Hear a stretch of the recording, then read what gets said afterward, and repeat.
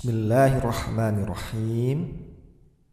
Assalamualaikum warahmatullahi wabarakatuh. Alhamdulillah, wassalatu wassalamu ala rasulillah wa ala alihi wa sahbihi wa man walah. Sahabat beriman yang dirahmati Allah, alhamdulillah bisa berjumpa kembali di channel Quranic Healing. Semoga Allah Subhanahu wa Ta'ala berikan kita semua kesehatan, rezeki yang berkah, diampuni dosa-dosanya, dipanjangkan umurnya, hidup dalam kemuliaan, dan akhir hidup husnul khatimah. Amin ya rabbal alamin. Sahabat beriman yang dimuliakan Allah, surat Al-Ikhlas dikenal juga dengan surat Qul-Hu, termasuk surat pendek yang hampir semua umat Islam menghafalnya. Surat Al-Ikhlas menjadi surat favorit, selalu dibaca setiap kali mendirikan sholat. Namun, di balik ayatnya yang pendek, surat Al-Ikhlas memiliki tempat yang istimewa, banyak sekali keutamaannya. Banyak sekali petunjuk dalil yang membahas betapa istimewa surat Qul-Hu Al-Ikhlas ini bagi siapa saja yang membacanya setiap hari. Saking betapa mulianya surat Al-Ikhlas ini bisa menjadi jaminan masuk surga bagi siapa saja yang membacanya setiap hari dengan ikhlas mengharap ridho Allah Ta'ala. Dalilnya adalah hadis dari Anas bin Malik radhiyallahu anhu yang cukup panjang mengenai seorang imam yang selalu membaca surat Qul-Hu Al-Ikhlas di setiap rakaat dalam sholatnya. Sehingga tatkala Nabi SAW mendatangi mereka, maka mereka pun menceritakan kabar tentang itu. Lalu Nabi bersabda, "Wahai fulan, apa yang menghalangimu untuk melakukan sesuatu yang telah diperintahkan para sahabatmu? Dan apa pula yang membuatmu selalu membaca surat ini, Al-Ikhlas, di setiap rakaat sholat?" Dia menjawab, "Sesungguhnya aku mencintai surat ini." Lalu Rasulullah SAW bersabda, "Cintamu kepadanya memasukkanmu ke dalam surga."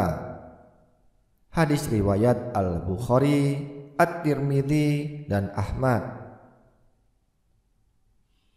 Dalam riwayat yang lain mengatakan, siapa yang biasa membaca surat Al-Ikhlas setiap hari, maka Allah akan mencintai orang tersebut. Hadisnya dari Aisyah radhiyallahu anha yang mengenai seorang imam yang juga selalu membaca surat Qul-Hu Al-Ikhlas karena mencintai surat tersebut. Lalu Nabi SAW bersabda, "Beritahu dia, sesungguhnya Allah pun mencintainya." Hadis riwayat Al-Bukhari dan Muslim.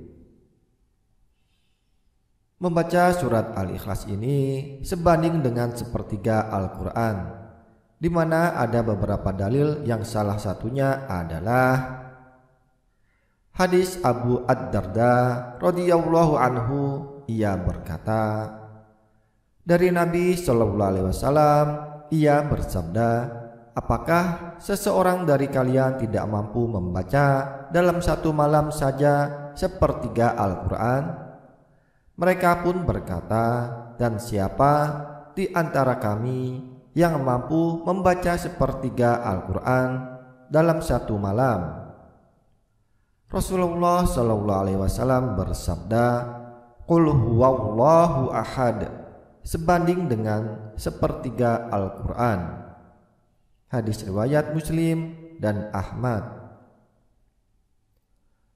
Surat Al-Ikhlas memiliki banyak sekali khasiat manfaatnya bagi yang membacanya, terutama mengamalkan pada 9 waktu mustajab yang dianjurkan membaca surat Al-Ikhlas.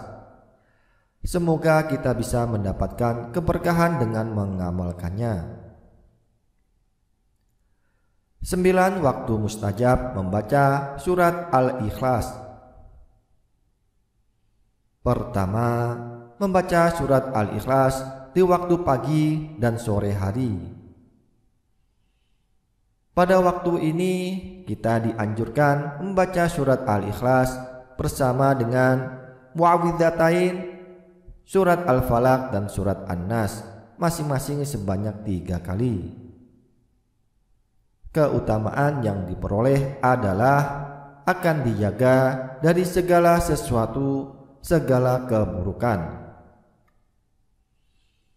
Dari Mu'ad bin Abdullah bin Kubayb dari bapaknya, ia berkata, pada malam hujan lagi gelap gulita, kami keluar mencari Rasulullah SAW untuk sholat bersama kami.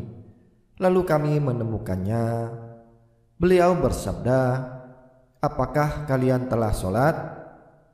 Namun sedikit pun aku tidak berkata-kata. Beliau bersabda, katakanlah. Namun sedikit pun aku tidak berkata-kata. Beliau bersabda, katakanlah. Namun sedikit pun aku tidak berkata-kata. Kemudian beliau bersabda, katakanlah. Hingga aku berkata, wahai Rasulullah, apa yang harus aku katakan? Rasulullah SAW bersabda, katakanlah, bacalah surat Qul huwallahu ahad dan Qul a'udzu birabbin nas dan Qul a'udzu birabbil falaq ketika sore dan pagi sebanyak 3 kali. Maka dengan ayat-ayat ini akan mencukupkanmu, menjagamu dari segala keburukan. Hadis riwayat Abu Daud dan An-Nasa'i. Kedua, membaca surat Al-Ikhlas sebelum tidur. Pada waktu ini kita dianjurkan membaca surat Al-Ikhlas, Al-Falaq dan An-Nas dengan terlebih dahulu mengumpulkan kedua telapak tangan. Lalu keduanya ditiup, lalu dibacakanlah 3 surat ini. Setelah itu kedua telapak tangan tadi diusapkan pada anggota tubuh yang mampu dijangkau, dimulai dari kepala, wajah, dan tubuh bagian depan. Cara seperti tadi diulang sebanyak 3 kali. Dari Aisyah, beliau radhiyallahu anha berkata, Nabi SAW ketika berada di tempat tidur setiap malam, beliau mengumpulkan kedua telapak tangannya, lalu kedua telapak tangan tersebut ditiupkan dan dibacakan Qul huwallahu ahad, surat Al-Ikhlas, Qul a'udzu birabbil falaq, surat Al-Falaq, dan Qul a'udzu birabbin nas, surat An-Nas. Kemudian beliau mengusapkan kedua telapak tangan tadi pada anggota tubuh yang mampu dijangkau, dimulai dari kepala, wajah, dan tubuh bagian depan. Beliau melakukan yang demikian sebanyak 3 kali. Hadis riwayat Bukhari. Ketiga, membaca surat Al-Ikhlas ketika ingin meruqyah. Membaca doa dan wirid untuk penyembuhan ketika sakit.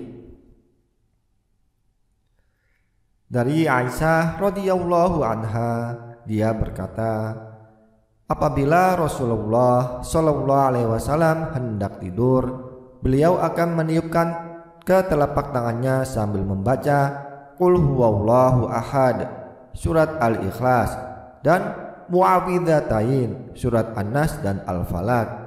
Kemudian beliau mengusapkan ke wajahnya dan seluruh tubuhnya. Aisyah berkata, ketika beliau sakit, beliau menyuruhku melakukan hal itu, sama seperti ketika beliau hendak tidur. Hadis riwayat Bukhari.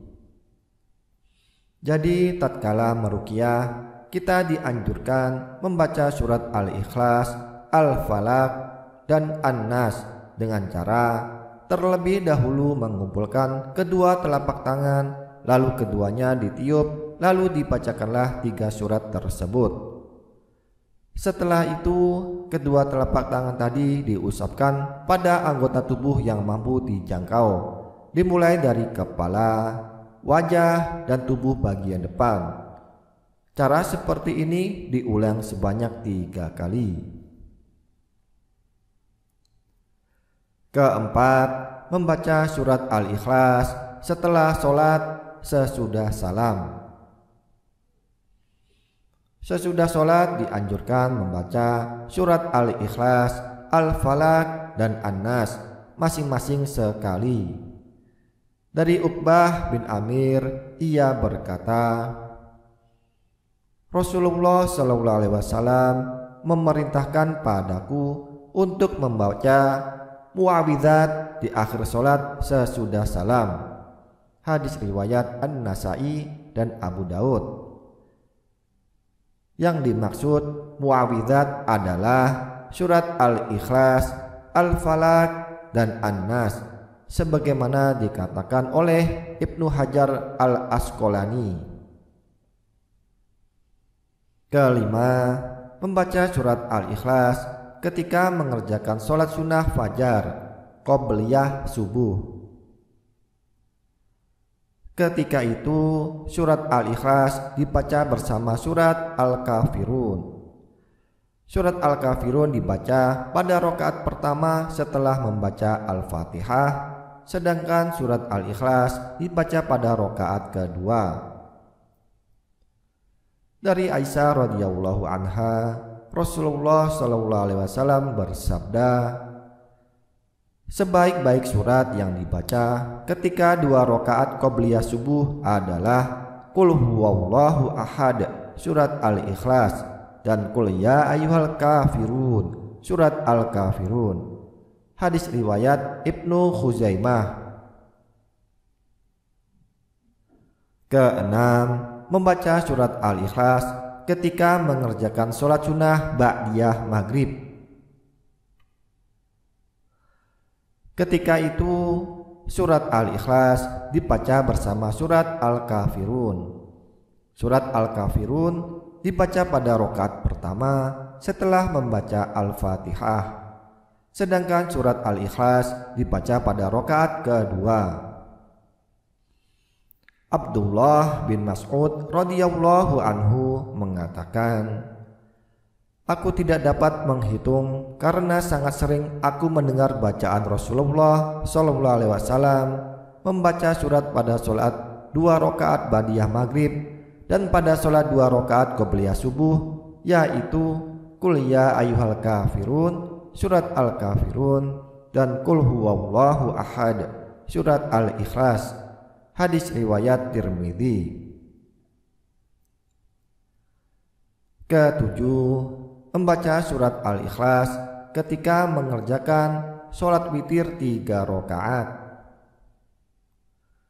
Ketika itu, surat Al-A'la dibaca pada rakaat pertama, surat Al-Kafirun pada rakaat kedua, dan surat Al-Ikhlas pada rakaat ketiga. Dari Abdul Aziz bin Juraij, beliau berkata, aku menanyakan pada Aisyah radhiyallahu anha, surat apa yang dibaca oleh Rasulullah SAW setelah membaca Al-Fatihah ketika sholat witir? Aisyah menjawab, Nabi SAW membaca pada rakaat pertama Sabbihisma rabbikal a'la surat Al-A'la, pada rakaat kedua Qul ya ayyuhal kafirun surat Al-Kafirun, dan pada rakaat ketiga Qul huwallahu ahad surat Al-Ikhlas dan muawwidzatain surat Al-Falaq dan An-Nas. Hadis riwayat An-Nasai, Tirmidzi, dan Ahmad. Dalam riwayat yang lain disebutkan tanpa surat Al-Muawwidzatain.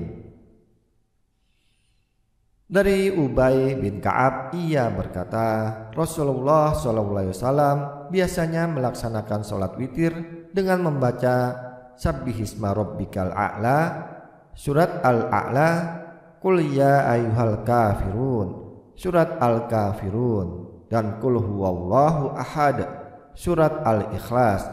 Hadis riwayat Abu Dawud dan An-Nasai. Kedelapan, membaca surat Al-Ikhlas ketika mengerjakan sholat maghrib, sholat wajib pada malam Jumat.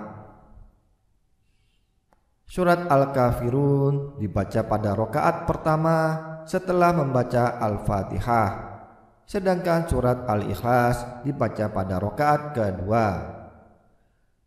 Dari Jabir bin Samroh, beliau mengatakan, Nabi SAW biasa ketika sholat maghrib pada malam Jumat membaca Qul ya ayyuhal kafirun dan Qul huwallahu ahad. Kesembilan, membaca surat Al-Ikhlas ketika sholat 2 rakaat di belakang makom Ibrahim setelah tawaf. Dalam hadis Jabir bin Abdullah radhiyallahu anhu yang amat panjang disebutkan, lantas Nabi SAW menjadikan makom Ibrahim antara dirinya dan Ka'bah, lalu beliau laksanakan sholat 2 rakaat. Dalam 2 rakaat tersebut beliau membaca Qul huwallahu ahad, surat Al-Ikhlas, dan Qul ya ayyuhal kafirun, surat Al-Kafirun. Dalam riwayat yang lain dikatakan, beliau membaca Qul ya ayyuhal kafirun, surat Al-Kafirun, dan Qul huwallahu ahad, surat Al-Ikhlas. Doa dan harapan, semoga kita semua bisa mengamalkan membaca surat Al-Ikhlas, terutama di 9 waktu mustajab yang telah diterangkan dengan berbagai keistimewaannya. Terima kasih, itu saja yang bisa disampaikan. Semoga bisa bermanfaat. Kurang dan lebihnya mohon dimaafkan. Wabillahi taufik wal hidayah. Wassalamualaikum warahmatullahi wabarakatuh.